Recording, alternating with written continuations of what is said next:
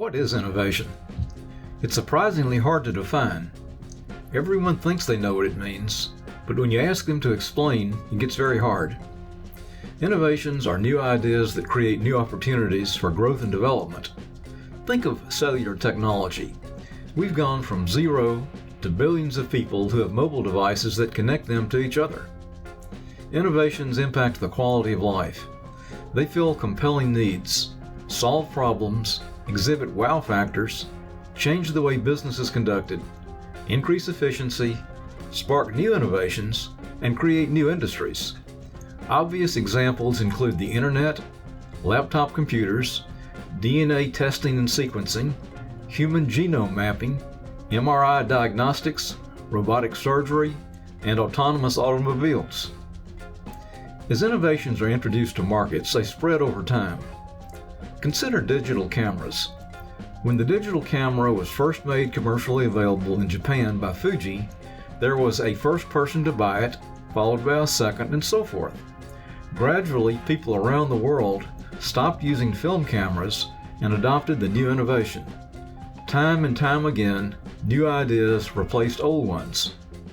The idea that new innovations spread through markets over time is called the diffusion of innovation. Studies of diffusion have identified relatively distinct groups of people who demonstrate differences in how readily they adopt new products. While the innovation curve may not always be bell-shaped, the shape captures the idea that adoption begins slowly, picks up speed, tapers off, and then declines. Innovators are the first group of people to buy a new innovation. They represent around 2 or 3% of the market. They tend to be young, willing to take risks, and are extensive users of social media. They like to be out front, and they're willing to pay relatively high prices for the innovation. They tend to be innovators across a set of products, especially related categories such as electronics.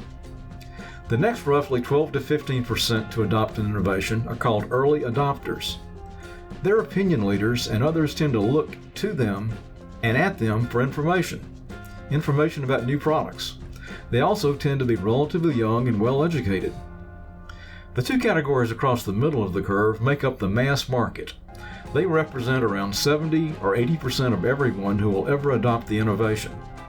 The early majority are more risk-averse than the early adopters and innovators. They tend to be well-educated and a little older. The late majority tends to be skeptical of change, which is likely related to lower social standing compared to the early majority. Laggards are the final group. Some laggards will never adopt the innovation.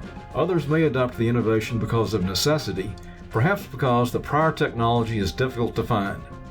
Laggards like to be cautious and displays attitude across many product categories. That's diffusion of innovation in a nutshell.